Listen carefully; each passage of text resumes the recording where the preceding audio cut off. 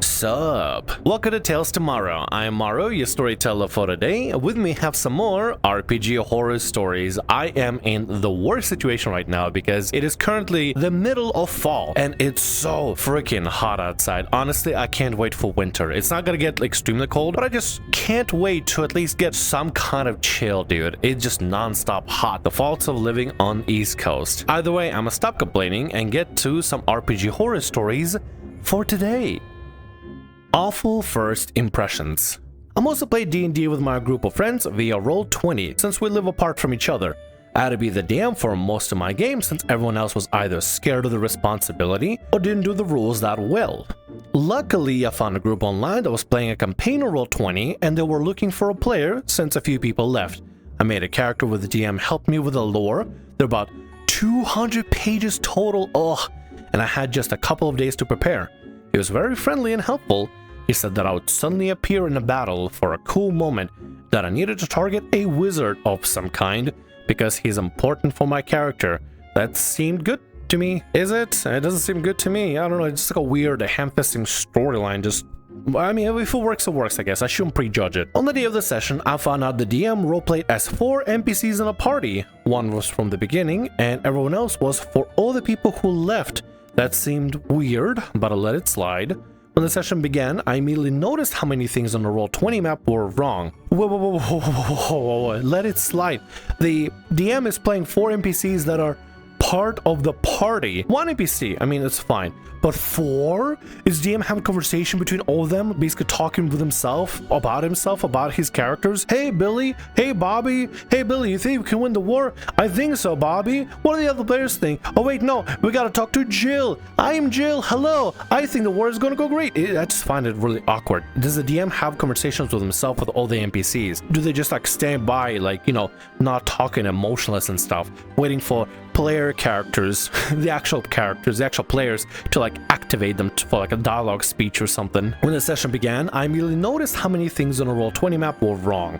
Size left random. The arrow to show the distance between space was showing quadruple the normal amount, and the map was for some reason on a token layer instead on the map. When I pointed out those things, the DM said, "That's how it's supposed to be." I said, "Sure," and didn't say much about it. Session began with a fight against 6 enemies that usually just moved and attacked normally. There were 2 players and their characters, I would join later, and 4 NPCs. Typical turn of player took about a couple of minutes.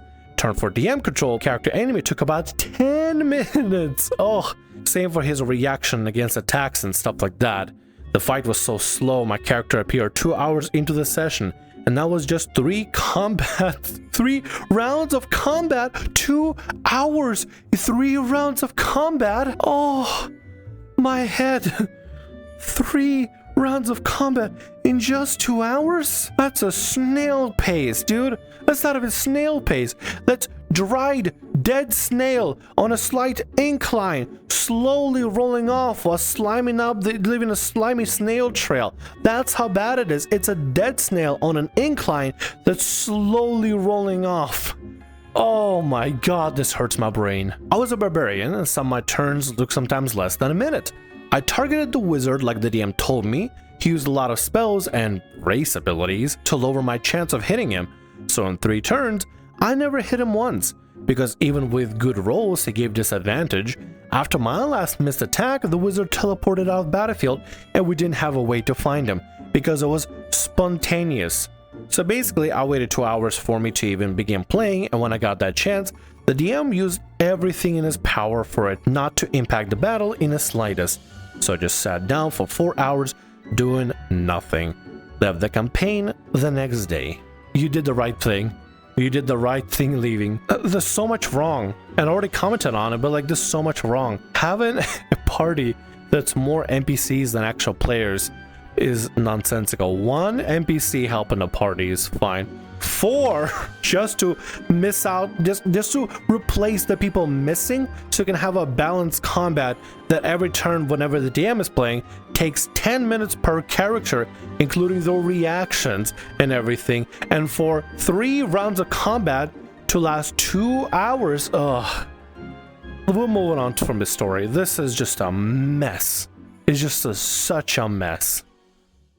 Before we get to the next story, the story was actually deleted 5 days after OP posted it, including their Reddit account. The reasons why, I can't really say for sure. Could be some sort of drama and falling out happening with the D&D group or their DM on clearly valid issues. Maybe they just felt really bad after receiving a bunch of mean comments on the post, which honestly a lot of them were absolutely unnecessary. Some people on RPG horror stories, a very tiny minority, are vile, dude. Still, I'm gonna cover this story, so apologies for weird editing, but I feel like my message is still good for the situation that OP was in, and the DM was indeed at a fault, and it really was unnecessary what happened to OP. So please do enjoy the story either way. Save space and triggers. DM decides to make a drama and censor them.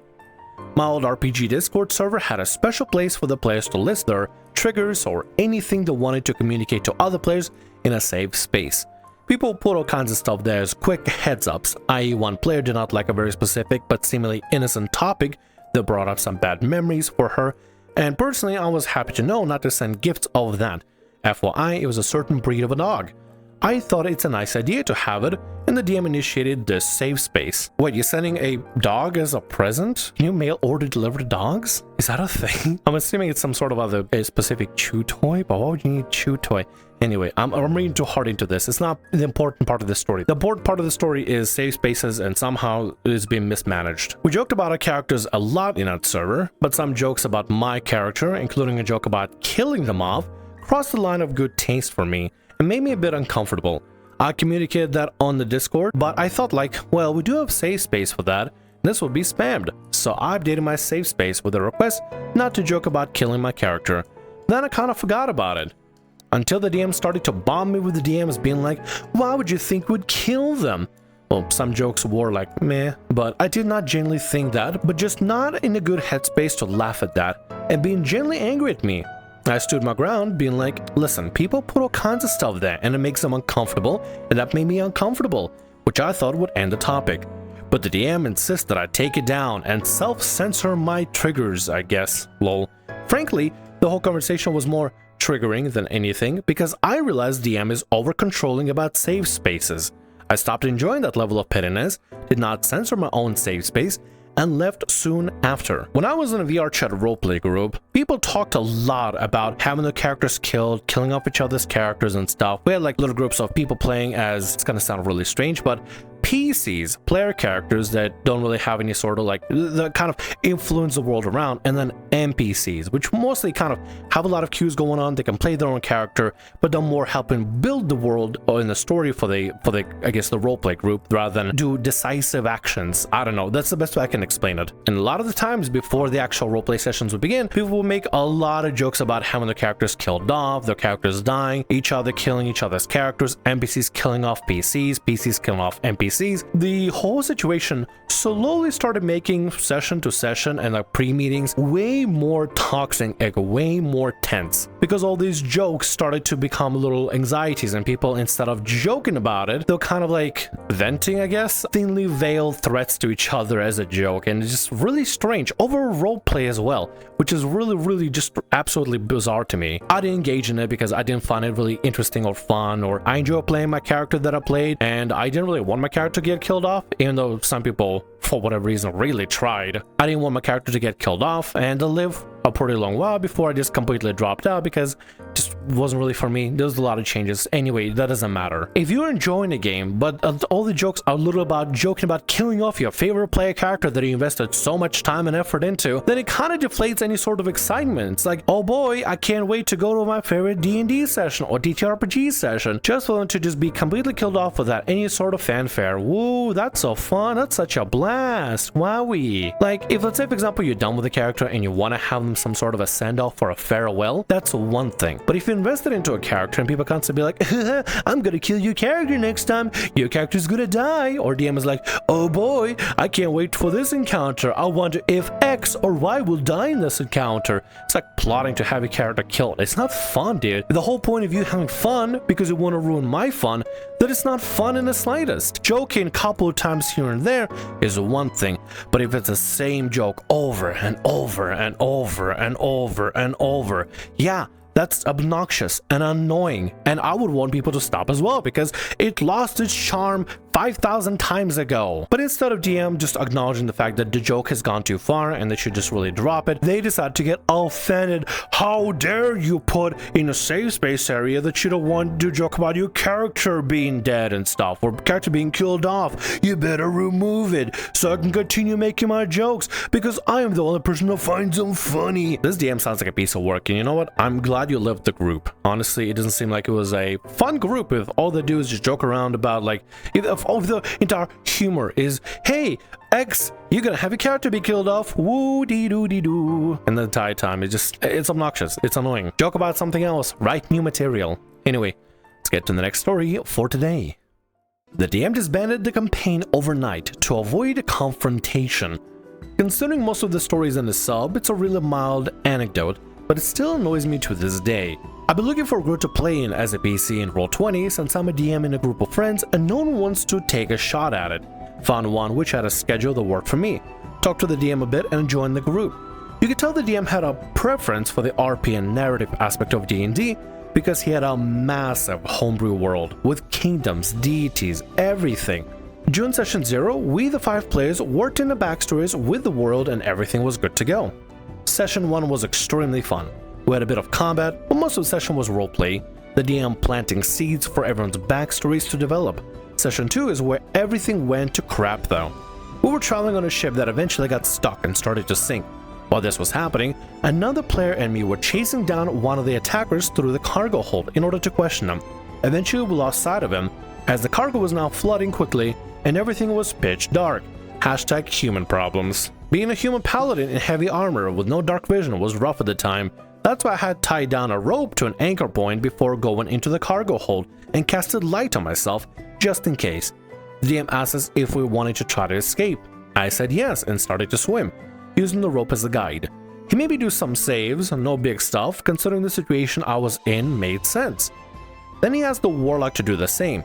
He told the DM that he would use Misty Step to get out, because he only needed vision. He was an Eladrin, I believe, so he had a few casts of it plus dark vision. But the DM wouldn't have it. He wanted him to do saves as well because of the narrative. The warlock player argued that it doesn't make sense in the situation because his character's reaction would be to try to use his magic to escape, not swim. Especially when strength was his dump stat. Misty Step is for that, and Eladrin have their own version of Misty Step. It's not really Misty Step, but it's like Misty Step with extra bits to it. It's kind of cool actually, it's pretty dope. It can be used great in offensive and as well just to get away from the situation. But either way, if you have the ability to do so and you're kind of a weak character, relying on magic is the best way to do it. That's why you have magic. That's why you have special features and abilities.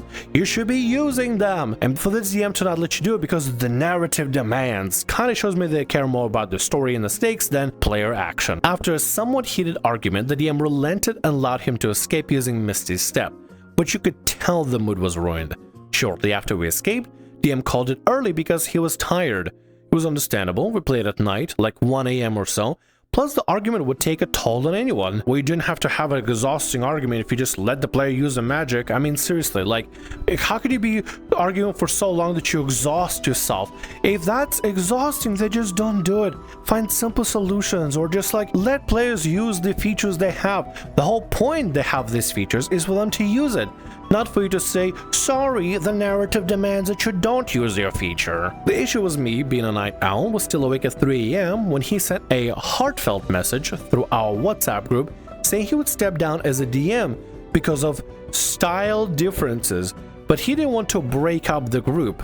We knew each other over for 5 hours at most. There was no group, just 6 random dudes playing together over Discord. Immediately after, he left the group. I couldn't help it but laugh at the spineless move. The next morning, everyone saw the message, so the campaign was dead. Still, I wanted to say my piece to this guy, so I talked to him privately and told him that what he had done was a bish move. The issue could have been resolved as adults with some talking. He couldn't care less. He ignored the message altogether and responded he would like me to join him on another table because he enjoyed my roleplay.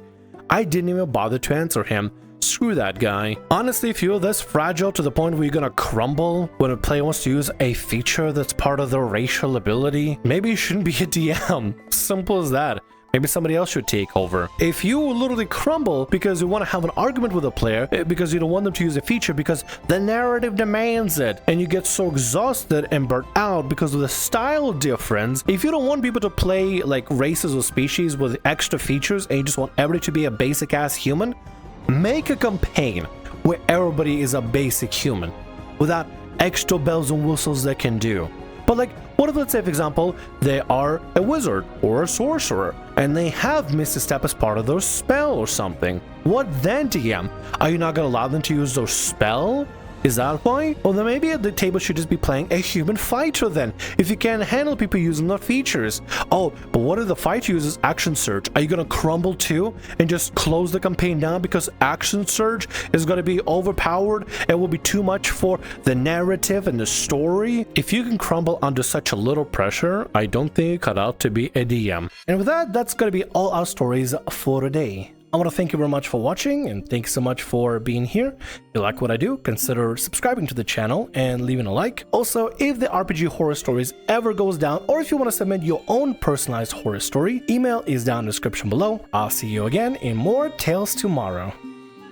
Bye-bye.